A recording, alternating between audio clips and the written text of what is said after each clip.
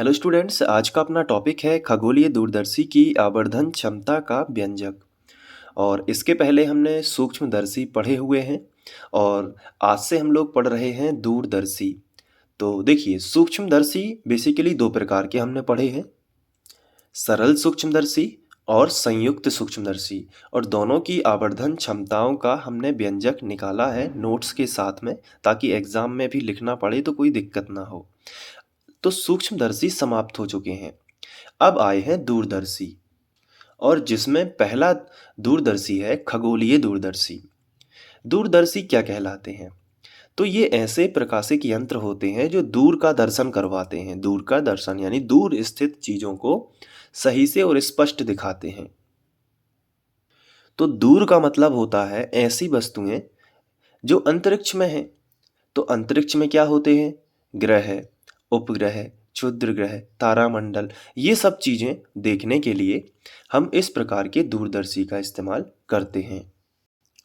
इन्हें हम टेलीस्कोप भी कहते हैं। तो आपके सामने ये एक टेलीस्कोप है और आप इसे देख पा रहे हैं।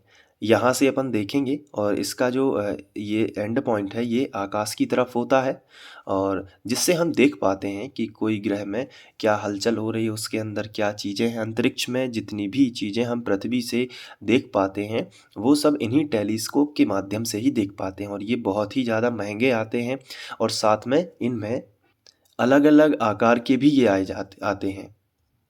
और अगर हम बात करें खगोलीय दूरदर्शी की, तो इसे हम एस्ट्रोनॉमिकल टेलीस्कोप कहते हैं।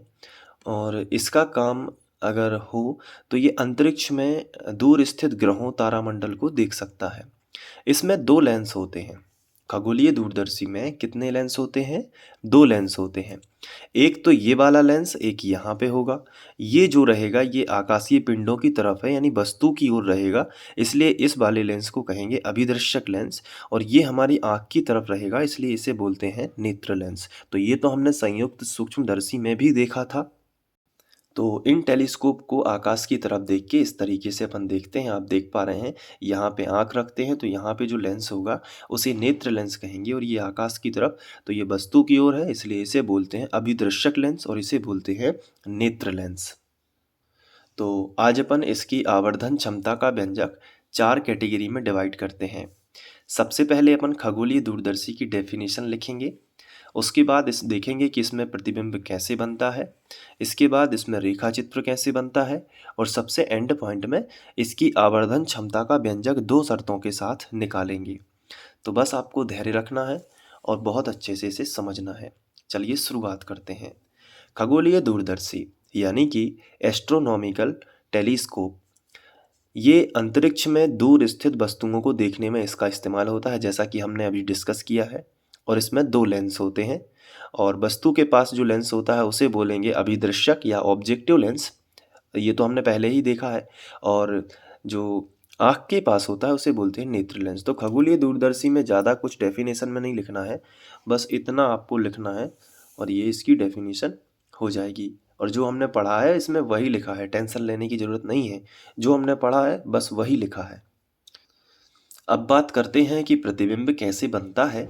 तो यहाँ पे अपन लिखेंगे, लेकिन प्रतिबिंब कैसे बनता है वो हमें प्रैक्टिकली रेखा चित्र के माध्यम से पहले हम देख लेंगे, तो हमें ज़्यादा आसानी होगी। तो इसके लिए मैं रेखा चित्र जो है एक अलग से पेपर में बनाऊंगा, ताकि जब हम आवर्धन क्षमता का व्यंजक करें ना, तो वहाँ पे ये चित्र हम यहाँ से उठा सकें, ठीक है, ताकि बार बार हमें देखने की ज़रूरत ना हो। तो सबसे पहले हमने एक अभिदर्शक लेंस खींचा है। और ध्यान रखना है कि दूरदर्शी में अभिदर्शक लेंस जो है बड़ा होता है और नेत्र लेंस छोटा होता है, ठीक है। अब इसमें डैश डैश वाली लाइन खींच लेते हैं और इसमें हम ऑप्टिकल सेंटर जो है यहाँ पे ओ मान लेते हैं। अब ये जो है ये लेंस जो है ये वस्तु के पास, यानी कि वस्तु से आने वाली किरणें सबसे पहले इससे टकराएंगी, तो इसलिए हम इसे लेंस बोलेंगे, लेकिन ये ऑब्जेक्टिव लेंस होगा। तो यहाँ पे छोटी राइटिंग में ओ बना देना है। और फिर इसके बाद हमें इसकी मुख्य अक्ष खींच लेते हैं। इसके बाद याद रखना है इसकी फोकस पहले से नहीं बनाना है। पहले आपको क्या करना है, आकाशीय पिंडों से प्रकाश किरणें आएंगी तो देखिए कुछ ऐसे आएंगी। आपको जितनी ऊंचाई पर आप लोगे आपके लिए उतना अच्छा रहेगा, चित्र कम जगह में आ जाएगा। ठीक है, ये छोटी छोटी सी ट्रिक आपको मैं बता रहा हूँ, तो आपको ये ध्यान रखना है। ये देखिए पहली जो है प्रकाश किरण ऐसे आएगी, ठीक है, और दूसरी प्रकाश किरण ऑप्टिकल सेंटर से जाएगी, और दोनों को आपको प्रतिच्छेद करवाना है हर हालत में, और लेंस के पास ही करवाना है ताकि ये कम जगह में बन जाए, नहीं तो जगह की कमी पड़ सकती है इस वाले रेखा चित्र में। ये ऑप्टिकल सेंटर से, तो यहाँ पे कोई आकाशीय सूर्य चंद्रमा कुछ भी, मंगल शुक्र कुछ भी ग्रह हो सकता है, तो इससे ये इस तरीके से प्रकाश किरणें आएंगी और जो यहाँ पे प्रतिच्छेद हो जाएंगी। जहाँ पे ये प्रतिच्छेद होती हैं वहीं पे इस लेंस का फोकस पॉइंट होगा। ये इसलिए मैंने बोला था पहले से नहीं बनाना है। अब ये जो है इसकी इमेज यहाँ पे बनेगी और इसे हम ए बी नाम देंगे। तो यहाँ पे ए और यहाँ पे बी, और यही हो जाएगा इस ऑब्जेक्टिव लेंस का फोकस पॉइंट F0। तो इतनी ही दूरी पर इस तरफ होगा F0। हालांकि इसका कोई इस्तेमाल नहीं है लेकिन फिर भी बना लेते हैं। अब नेत्रिका लेंस को इस प्रकार समंजित करेंगे कि जो नेत्रिका लेंस का फोकस बिंदु है और उसका ऑप्टिकल सेंटर दोनों के बीच में ये होनी चाहिए, क्योंकि जब भी हमें बड़ी इमेज चाहिए होती है तो नेत्रिका लेंस को पास लेके आएंगे। तो जैसे मान के चलिए यहाँ पे ये नेत्रिका लेंस है, तो क्या होगा, इसको अगर अपन दूर ले जाएंगे तो इसका फोकस यहाँ कहीं होगा, और पास ले आएंगे तो इसका फोकस इसको पार कर जाएगा, यहाँ पे आ जाएगा, है ना। तो हमें वही तो चाहिए है कि फोकस, इसका फोकस इसके इस तरफ हो, तो ये फोकस और ऑप्टिकल सेंटर के बीच में वस्तु हो जाएगी, तो जिससे इसका इमेज इसी तरफ बड़ा बन जाएगा। तो अब हम यहाँ पे नेत्रिका लेंस बनाते हैं।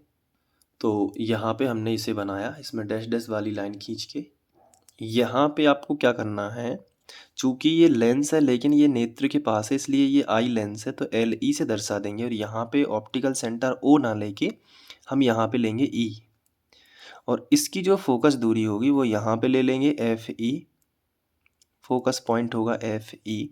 तो उतनी ही दूरी पर यहाँ पे भी फोकस पॉइंट होगा एफ ई, यहाँ कहीं पे। अब देखिए आप जो नेत्र का लेंस को हमने इस प्रकार रखा है कि जो यहाँ पे जो प्रतिबिंब बना है इसका, इस लेंस से ये वाला प्रतिबिंब इसके फोकस पॉइंट और ऑप्टिकल सेंटर के बीच में है। तो अब क्या होगा, तो इससे चलने वाली प्रकाश किरण देखिए यहाँ से मुख्य अक्ष के समांतर चलने वाली प्रकाश किरण कहाँ से होकर जाएगी बताइए, फोकस से होकर जाएगी। तो यहाँ पे हम क्या करेंगे, फोकस बना देंगे और ये फोकस से होकर चली जाएगी, और ऑप्टिकल सेंटर से होकर जाने वाली किरण अपने मार्ग में सीधी निकल जाएगी। ये देखिए अब दोनों क्या होती हैं, दोनों ये कभी भी आगे की ओर कितना भी इन्हें बढ़ा दो ये कभी भी नहीं मिलेंगी। तो यहाँ पे अपन अपनी आँख रखते हैं, जैसे कि आप यहाँ पे देख सकते हैं ये आँख रखी जाती है यहाँ पे, तो फिर क्या होता है, हमें इमेज दिखती है। तो हम यहाँ पे अपनी आई सेट कर देंगे, तो इससे क्या होगा कि ये आँख की विशेषता है कि इनको पीछे की ओर बढ़ाएगी। तो हम इन किरणों को पीछे की ओर बढ़ा देते हैं,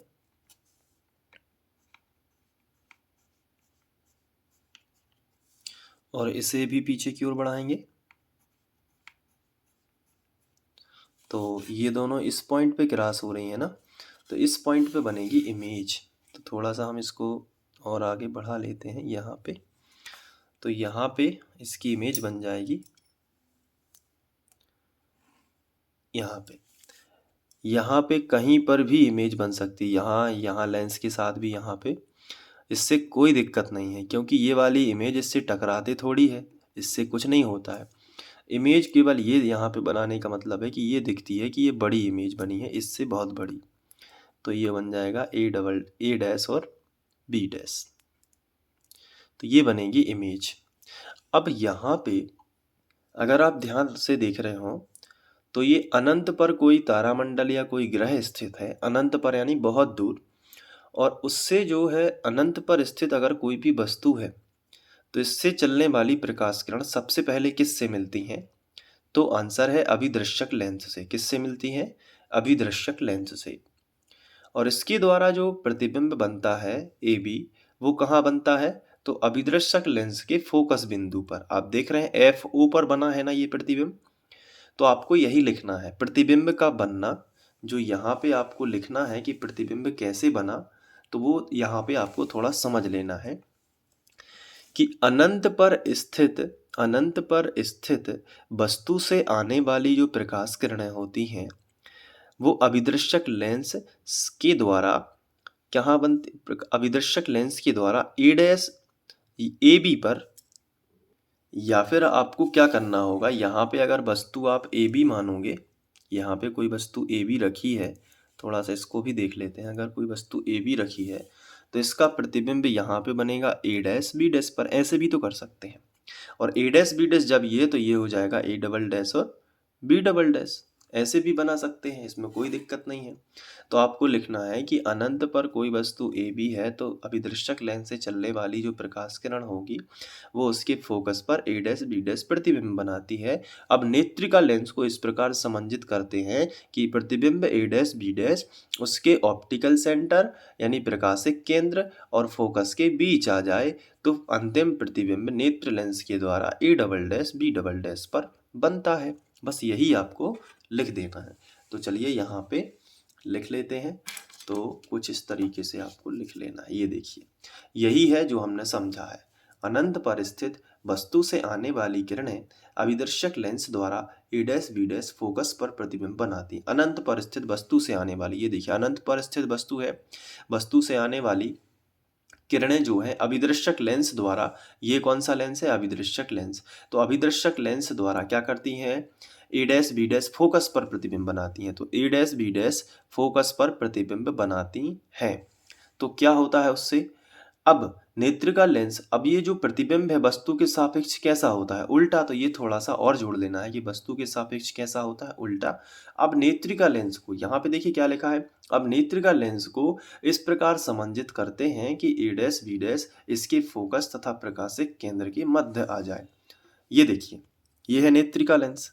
इसको इस प्रकार आगे पीछे खिसकाएंगे कि ये जो प्रतिबिंब है ए डैश बी डैश इसके फोकस और इसके बीच में आ जाए। तो ये जैसे ये साथ में खिसकते हैं, फोकस और ये दोनों साथ में खिसकेंगे, तो ये यहाँ पे सेट हो गया, तो ये बीच में आ गया। तो इससे अंतिम प्रतिबिंब कहाँ पे बनेगा? A double dash B double dash पर बन जाता है। ये बी डबल डैश है तो बन जाएगा। ठीक है, तो यही आपको लिखना है। अब अपन लोग आवर्धन क्षमता का डेरिवेशन निकालेंगे और चित्र को यहाँ से निकाल के आवर्धन क्षमता में इसका उपयोग होना है तो वहाँ पे ले जाएंगे। तो आप देख सकते हैं कि ये आवर्धन क्षमता का फॉर्मूला है। अब इसमें आपको m बराबर, देखिए इसमें प्रतिबिंब द्वारा बना दर्शन कोण और वस्तु द्वारा बना दर्शन कोण लिखा है। यहाँ पे ये नहीं लिखा है कि स्पष्ट दृष्टि की न्यूनतम दूरी पर रखी वस्तु द्वारा कोण, क्योंकि वस्तु जो है बहुत दूर है इस बार। तो टेलीस्कोप जब भी जितने भी दूरदर्शी हैं उसमें हम यहाँ पे डी नहीं लेंगे, यानी ये बस स्पष्ट दृष्टि नहीं लेंगे। ठीक है, तो अब चलिए प्रतिबिंब द्वारा बना दर्शन कोण बीटा मानते हैं और वस्तु के द्वारा अल्फा। अल्फा बीटा बहुत छोटे हों तो 10 के रूप में ले लेते हैं।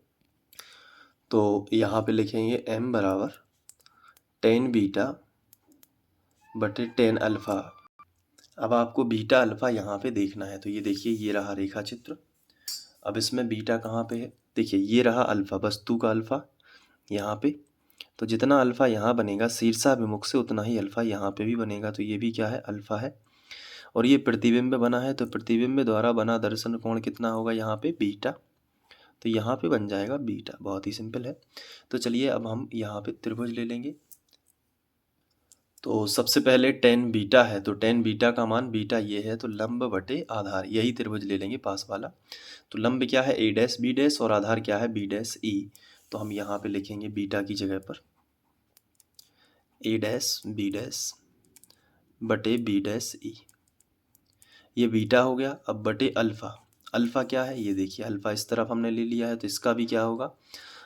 थीटा के सामने की भुजा ये लंब होती है और ये हो जाएगी आधार। तो ए डैश बी डैश हो जाएगा लंब, क्योंकि थीटा के सामने है तो ए डैश बी डैश लंब और आधार इस तरफ बी डैश ओ, क्योंकि अल्फ़ा इस तरफ है। तो लंब बटे आधार। ठीक है, तो क्या होगा ए डैश बी डैश बटे आधार क्या है बी डैश ओ। तो ये देखिए अब पलट जाएगा ये, तो आगे बढ़ेंगे तो m बराबर ये ऊपर का ज्यों का त्यों क्या होगा ए डैश बी डैश और नीचे क्या होगा बी डैश ई, और ये पलट के बी डैश ओ ऊपर चला जाएगा, नीचे क्या आएगा ए डैश बी डैश। अब यहाँ पे आप देखो ए डैश बी डैश कैंसिल हो जाएंगे, तो m बराबर क्या मिलेगा बी डैश ओ बटे बी डैश ई। अब बी डैश ओ का मान कितना है ये देखिए, बी डैश और ओ, तो ये तो इसके लिए क्या है बी डैश ओ प्रतिबिंब है, और प्रतिबिंब की दूरी क्या होती है भी, लेकिन इसके लिए क्या होगी फोकस पर बना है, तो फोकस पर बनता है इसलिए भी ना लेके सीधा एफ ओ ले लेंगे। ठीक है, क्या लेंगे एफ ओ, तो हम बी डैश ओ की जगह पर लिखेंगे एफ ओ, और बी डैश ई क्या है बी डैश ई इस तरफ है, तो बी डैश ई इस तरफ है तो ई से नापेंगे क्योंकि ऑप्टिकल सेंटर से ही दूरी नापते हैं, तो ई बी डैश होगा जो कि कितना होगा, ये इसके लिए वस्तु है और वस्तु क्या होगा यू, वस्तु की दूरी क्या होती है यू, लेकिन नेत्रिका लेंस के लिए क्या हो जाएगा यू ई, तो यहाँ पे माइनस यू ई होगा, तो माइनस आगे लगा देंगे और ये क्या होगा यू ई। तो हमें m का मान फाइनली क्या मिलेगा माइनस एफ ओ बटे यू ई।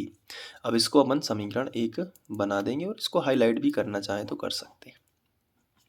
अब स्थितियां लगा देंगे। सबसे पहली कंडीशन स्थिति 1 रहेगी जब प्रतिबिंब हो स्पष्ट दृष्टि की, वस्तु ना हो केवल प्रतिबिंब हो। तो जब प्रतिबिंब स्पष्ट दृष्टि की न्यूनतम दूरी पर होगा तो लेंस सूत्र क्या होता है 1/f बराबर 1/v माइनस 1/u, ये तो हमने प्रूव किया है। तो f की जगह पर क्या होगा, तो इस चित्र में देखिए ये f की जगह पर होगा fe, क्योंकि अब प्रतिबिंब की बात हो रही है तो fe से किरण जा रही है, fe यहाँ पे इसका इस्तेमाल नहीं है ना, इस कोई भी यहाँ पे FO FE का इस्तेमाल नहीं है, केवल ये देखिए इससे ही प्रकाश आँख से जाने वाली किरण किसका इस्तेमाल कर रही है FE का, इसलिए f की जगह पर हम यहाँ पे लिखेंगे, यहाँ f को हम FE लिखेंगे, भी रहेगा माइनस डी, क्यों, क्योंकि प्रतिबिंब इस तरफ बना है जो कि प्रकाश किरण के विपरीत है, प्रकाश किरण ऐसे चल रही है यानी कि भले लेकिन ऐसे डायरेक्शन है उसकी, तो ये ऐसे आएगी, तो थोड़े से ध्यान रखना है कि ये डायरेक्शन की अपोजिट, इसलिए v कैसा रहेगा माइनस डी, और u जो है वस्तु भी कैसी रहेगी माइनस यू ई, तो माइनस यू ई ये यहाँ पे मान रखे जाएंगे, तो f की जगह पर 1/f ई बराबर v की जगह पर 1/-d, और माइनस पहले से है ये 1/यू ई फिर माइनस यू ई है, तो माइनस माइनस क्या हो जाएगा प्लस, ये यू ई हो जाएगा। अब थोड़ा हम यहाँ पे देखेंगे कि आवर्धन क्षमता है एफ ओ बटे यू ई, तो यू ई पहले से है, अगर एफ ओ आ जाए यहाँ पे तो सही रहेगा आवर्धन क्षमता, तो हम पूरे में एफ ओ से गुणा कर देंगे। ठीक है, तो नेक्स्ट पेज में करते हैं, पूरे समीकरण में एफ ओ से गुणा करने पर, तो चलिए गुणा कर लेते हैं। अब देखिए इसमें होगा तो एफ ओ बटे एफ ई होगा, इसमें होगा तो एफ ओ बटे माइनस डी हो जाएगा, इसमें होगा तो क्या होगा एफ ओ बटे यू ई हो जाएगा। तो एफ ओ बटे यू ई का मान कितना आएगा, इसको इस तरफ ले आते हैं, तो एफ ओ बटे एफ ई ये प्लस में हो जाएगा, तो प्लस एफ ओ बटे डी बराबर क्या होगा एफ ओ बटे यू ई, तो एफ ओ बटे यू ई का मान कितना होगा माइनस एम, क्योंकि माइनस इसके साथ है तो माइनस एम हो जाएगा, इस तरफ माइनस हो जाएगा, तो हम इसको लिखेंगे एफ ओ बटे यू ई की जगह पर माइनस एम, तो यहाँ पे एफ ओ यदि कॉमन निकाल लेंगे तो क्या बचेगा 1/एफ ई प्लस 1/डी बराबर माइनस एम आ जाएगा, ये माइनस का गुणा इसमें कर देंगे तो माइनस इस तरफ वाला इस तरफ ले आते हैं, तो माइनस एफ ओ 1/एफ ई प्लस 1/डी बराबर क्या आएगा एम, और यही जो है खगोलीय दूरदर्शी की स्पष्ट दृष्टि की न्यूनतम दूरी पर आवर्धन क्षमता का डेरिवेशन रहेगा। तो इसको अपन हाईलाइट कर लेंगे। इसके बाद जब प्रतिबिंब अनंत पर बनता हो तो लिखेंगे कंडीशन सेकंड, जब प्रतिबिंब अनंत पर बने, तो अनंत पर प्रतिबिंब बनने के लिए एक शर्त है ये देखिए कि वस्तु यहाँ होनी चाहिए नेत्रिका लेंस की फोकस पर। तो प्रतिबिंब कैसे बन जाता है? अनंत पर, जैसे कि हमने अभी संयुक्त सूक्ष्मदर्शी में देखा था। तो मतलब यू ई जो है, यहाँ से यहाँ तक की दूरी कितनी है? यू ई। लेकिन अगर ये वस्तु जो कि नेत्रिका लेंस के लिए वस्तु है, उठा के खिसका के यहाँ लेके आओ, यहाँ पे अगर यहाँ पे आ जाएगी तो प्रतिबिंब दो समान, जैसे अभी ये क्रॉस हो रही हैं, फिर रेखाएं क्रॉस नहीं होंगी। कैसी होंगी? बिल्कुल समांतर। ठीक है, तो अपन यहाँ पे लिखेंगे कि अनंत पर बने तो यू ई एफ ही होना चाहिए। यू ई क्या होना चाहिए? एफ ही। तो देखिए अब इसमें समीकरण 1 में यू ई की जगह पे एफ ही कर देना है। तो एम बराबर क्या होगा? माइनस एफ ओ बटे माइनस एफ ओ तो पहले से था, यू ई की जगह पर क्या कर देंगे? F E. तो यहाँ पे हम कर देंगे यू ई की जगह पर एफ ई, और ये हो जाएगा यहाँ पे आवर्धन क्षमता का व्यंजक जब प्रतिबिंब अनंत पर बने। तो नली की लंबाई क्या होगी? इन दोनों का योग। तो यहाँ पे हम लिखेंगे नली की लंबाई F O plus F E. ये देखिए, जबकि इसमें नली की लंबाई क्या होगी? इसमें होगी F O plus U E, क्योंकि इसमें यू ई है। ये वाला स्थिति है यहाँ पे कि यहाँ से लेके यहाँ तक एफ ओ, फिर ये स्थिति यू ई है। तो नली की लंबाई दोनों लेंसों के बीच की दूरी कितनी होगी? ये देखिए एफ ओ और ये यू ई। ठीक है, तो ये अभी हमने लिखा। अब हम लिखेंगे आवर्धन क्षमता बढ़ाने के लिए। आवर्धन क्षमता बढ़ाने के लिए सबसे पहला क्या होना चाहिए? तो यहाँ पे देखेंगे एफ ओ का मान अधिक होना चाहिए, क्योंकि एफ ओ कैसा है? हमारा ऊपर है दोनों केस में। तो यहाँ पे लिख लेते हैं एफ ओ का मान अधिक होना चाहिए। तो इस तरीके से हम लिख लेंगे। दूसरा पॉइंट हमारा क्या होगा? यहाँ देखिए एफ ई जो है नीचे है, तो एफ ई का मान कम होना चाहिए। तो यहाँ पे हम लिख सकते हैं कि नेत्रिका लेंस की फोकस दूरी यानी एफ ई का मान कम होना चाहिए। तो इस तरीके से अपन आवर्धन क्षमता बढ़ाने के उपाय लिख सकते हैं। चलिए अब आप एक बार नोट्स में लिखने के लिए मैं आपको शुरू से दिखा देता हूँ।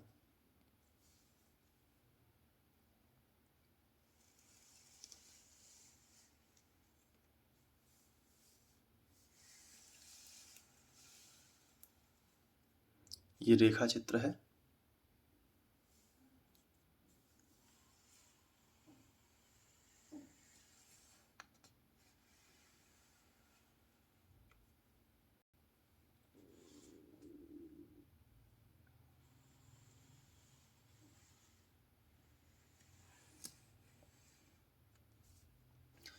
तो इसको लिख के एक बार प्रैक्टिस करोगे और अच्छे से समझ लोगे तो निश्चित ही आप इसको कर पाओगे। ठीक है, तो चलिए अब आगे बढ़ेंगे, पार्थिव दूरदर्शी करेंगे।